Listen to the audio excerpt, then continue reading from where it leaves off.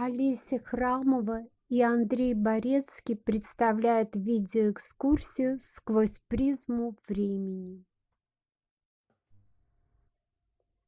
Пик творчества большинства представленных в данной экскурсии художников приходится на 60-е и 80-е годы 20-го столетия. Это период наивысшего подъема башкирской школы живописи. Именно тогда работали такие прославленные мастера, как Алексей Храмов, Борис Домашников, Александр Бурзянцев, Адия Сиддикова. Это был расцвет творчества прославленных художников. В июне 2021 года была открыта уникальная экспозиция в выставочном зале Национальной библиотеки имени Заки Валиди. Произведения, представленные на ней, несомненно украшают искусство нашей республики. Но творчество представленных художников освещено крайне скудно. Почему так произошло? Причин множество. Творческая судьба художника редко бывает ровной прямой магистралью. Очень часто это трудная, извилистая дорога. Одна из веских причин малой известности художника – краткое время пребывания его в нашем городе. В других случаях причины более неуловимые и сложные. Часто это несколько причин. Судьба каждого из представленных мастеров уникальна. Уникальны и истории многих произведений. Большинство представленных картин демонстрируется впервые.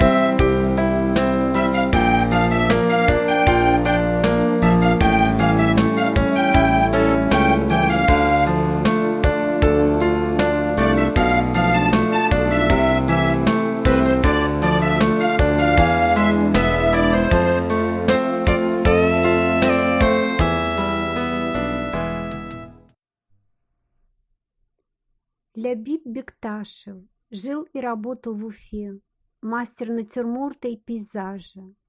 О художнике крайне мало сведений. Даже годы его жизни обозначены приблизительно. Дата рождения 1927 год, дата ухода из жизни 2004 год. Произведения говорят о мастерстве Бекташева. У работы «Осень» зритель погружается в таинство золотой осенней поры. Некоторая декоративность письма способствует этому. Сочетание оттенков синего, желтого и красного всегда выигрышно. Цветы на темном фоне сверкают, словно высечены из драгоценных камней. У художника своя особая техника. Перед нами картины «Цветы и фрукты». Николай Бурзянцев. Годы жизни 1937-2003. Был младшим братом прославленного Александра Бурзянцева. Любимый жанр художника – городской пейзаж.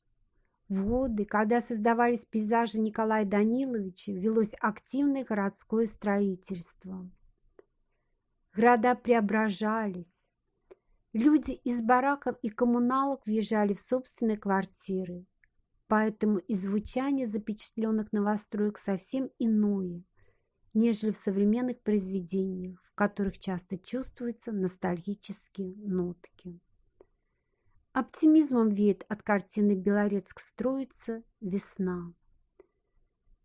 Время преображения природы, время преображения человеческой жизни. Годы жизни заслуженного работника культуры БССР Алексея Кудрявцева 1925-2000. Кудрявцев закончил Уфимское театрально-художественное училище. Его преподавателем был основоположник башкирской школы живописи Александр Эрастович Тюлькин. Позже Алексей Михайлович закончил Ленинградский институт живописи имени Репина. Преподавал в Уфимском училище искусств. Его ученики – прославленные художники Владислав Меус, Виктор Пегов и другие. В картинах Кудрявцева нежное и тонкое ощущение природы. В своем дневнике Алексей Михайлович писал: «Жизнь – священные знаки. Они в цветах, деревьях, камнях, волнах, на облачных сводах, при свете солнца, луны, костра. Мощь спокойной силы. Почувствуй, как художник, что тут надо, и наступит очарование». В картине «Голубое кружево», конечно, есть очарование. Кажется, природа дышит, говорит с человеком. Кудрявцев использует тонкие градации синего и зеленого. В его ощущении цвета, в работе с цветом, несомненно, влияние Тюлькина. Виктор Огородов получил образование в Свердловском художественном училище.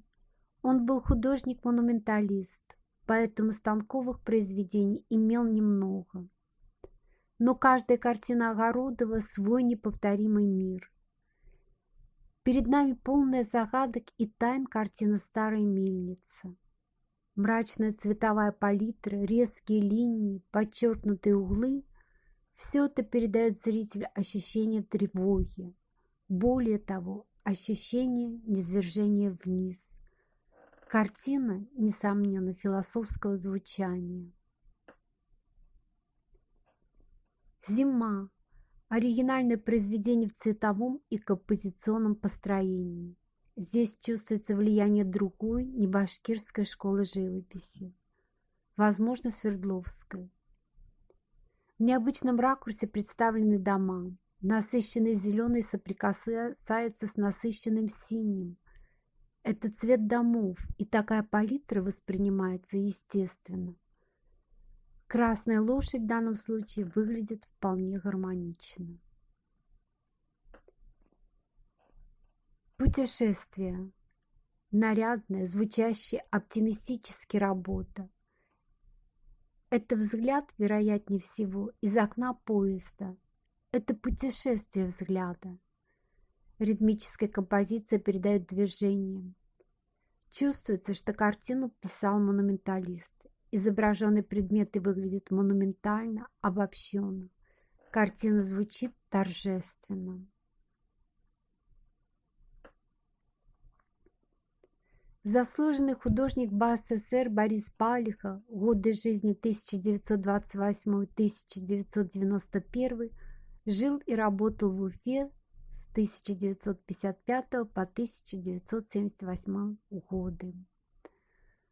Родился он на Украине, учился в Харькове, а после уфимского периода проживал в Москве. Реализовался как график и живописец. Работы мастера на выставках встречаются крайне редко. Объясняется это, конечно, кратким периодом проживания в Уфе. Перед нами работа «Свежий ветер», мастерски переданы летящие облака. Этот момент задает тон всему произведению. В нем много динамики. Творчество заслуженного художника БАССР Анатолия Платонова, годы жизни 1930-2001, наиболее известны зрителю. На выставках работы Платонова встречаются редко. Объяснение этому, скорее всего, в том, что в юности Платонов жил в Вильнюсе, там же учился. После смерти мастера его наследие ушло в Литву. В работах Анатолия Ивановича также чувствуется влияние иной, небашкирской школы живописи. Особая ясность в автопортрете.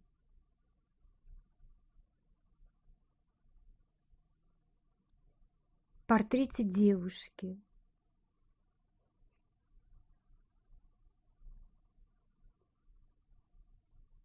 В пейзажных работах много света и воздуха. Перед нами картина «Пейзаж с березками».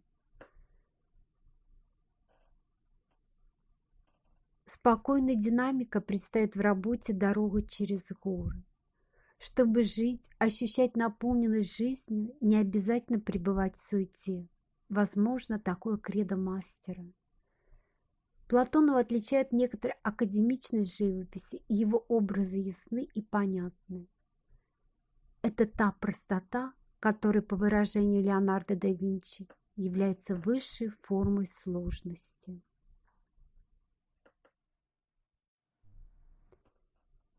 Юрий Ростенбергский. Годы жизни 1938-1993. Является учеником легендарного Геннадия Огородова, преподавателя, давшего путевку в жизнь многим прославленным художникам нашей республики. Его произведения были мало востребованы, ведь они совсем не в духе соцреализма.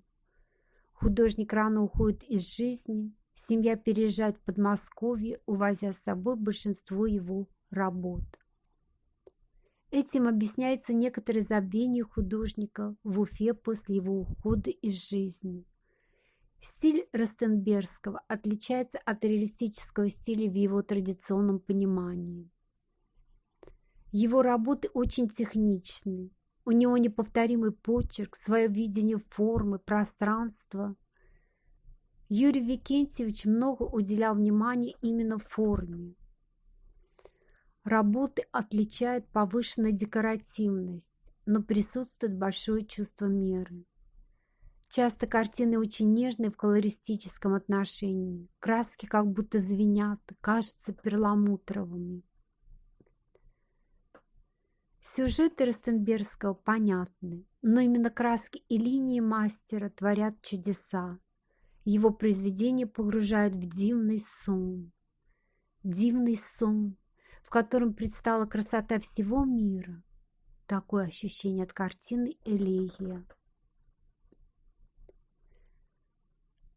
На выставке представлены картины «Июнь в деревне», «На реке Белой», «Поселок», «Старое и новое», «Старые деревья». В каждой работе выделяется доминирующий цвет. В картине «Свежий день» в доминирующий зеленый вплетаются белые оттенки коричневого. Работа смотрится изысканно. Петр Скворцов. Годы жизни 1925-1997. Всего 9 лет жил и работал в Уфе с 1954 по 1963. Этим объясняется его непопулярность в Уфе. Закончил знаменитое Пензенское художественное училище имени Савицкого. Большую часть жизни художник проработал в Пензенской области. Творчество Скворцова высоко ценят в Пензе, в Сердобске, городе, в котором он работал. Это Пензенская область. В начальный период творчества, по признанию художника, у него прослеживалось некоторое подражание великому Исааку Левитану. Позже Скворцов находит свой неповторимый стиль. Работа «Башкирские Нивы» композиционно очень непроста. Первый, второй планы напоминают часть сферы. Благодаря такому построению в картине звучат эпические ноты, хотя сюжет очень обыден. Необыкновенное небо художника запоминается навсегда. Перед нами работа «Береза». Облака выглядят кирпичеобразно, но одновременно они легки и всегда в движении. Петр Павлович Скворцов, участник Великой Отечественной войны. Константин Чаругин. Годы жизни 1928-1998. Имя известное. Окончив Московский институт имени Сурикова, он переехал в Уфу. Здесь преподавал в училище искусств. Многие известные художники Республики Башкортостан учились у Чаругина. В последние годы жизни Константин Петрович жил в Москве, куда переехал в 1990 году. Еще в 90-е годы работы Чаругина часто встречались в галереях нашего города. В настоящее время ситуация изменилась. Представленный пейзаж «Весна» демонстрирует высокое мастерство художника. Весна набирает силу, солнце светит все ярче, пробуждая природу. Таков мотив картины. Некоторая декоративность палитры придает работе эмоциональность.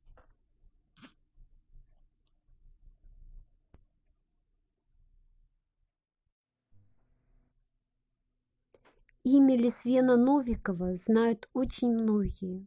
Он не только великолепный художник, но и непревзойденный мастер оформления работ. Человек большой души, Лисвен Валерьянович помогал многим молодым художникам советами. Но так уж получилось, что своих выставок у Лисвена Валерьяновича было незаслуженно мало. Новиков писал искренне, ни в коем мере не в угоду чьему-либо вкусу. В пейзажах мастера летят облака, ветер колышет травы. Перед нами пейзаж Абзелилова, полдень в горах. Пейзаж с озером. Кажется, природа дышит. Лисвен Валерьянович – мастер обобщения, его работы лучше смотрятся с некоторого расстояния. Во многих пейзажах Новиков запечатлел красоту родного Урала. Солнце в зените, цветение. Южный Урал, дворик. В поездках художник любил изображать море.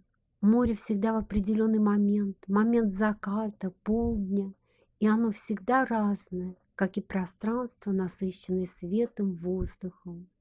Последние лучи солнца, Крым.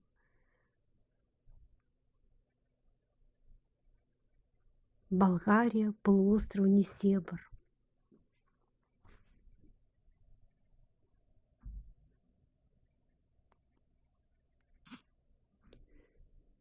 Леонид Шуваев, годы жизни 1927-1985, родился в Давлеканово, жил и работал в Уфе. Это настоящий самородок. Леонид Нестерович не имел специального образования, но его работы высокопрофессиональны. А художники вспоминают как об очень скромном человеке. Глядя на картину «Август», кажется, чувствуешь не только запахи позднего лета, но и слышишь звуки, голоса птиц, шелест колосьев. Эта картина, несомненно, напоминает многие работы великого Ивана Шишкина. Не только сюжетно, но и особой наполненностью жизнью. И еще, Шуваев, как и Шишкин, подробно выписывает детали и делает это мастерски. Вариант картины «Август» находится в Башкирском государственном художественном музее имени Нестерова.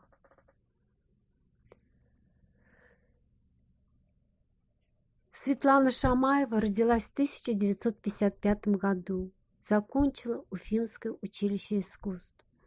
Творчество Светланы Самиевны известно зрителю, но не в такой степени, как творчество ее мужа, Леонида Круля. Желаю еще раз напомнить о прекрасном мастере. Устроители выставки поместили в экспозицию одну из ее работ. Искусство Шамаевой питает национальные корни.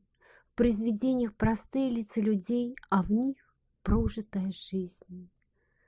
Картина бабушкиной внучки «Взгляд из настоящего в прошлое». В одном из своих интервью Светлана Шамаева произнесла запоминающуюся фразу, которая в какой-то мере объясняет идею настоящей выставки. Обращаясь к прошлому, мы обращаемся к будущему.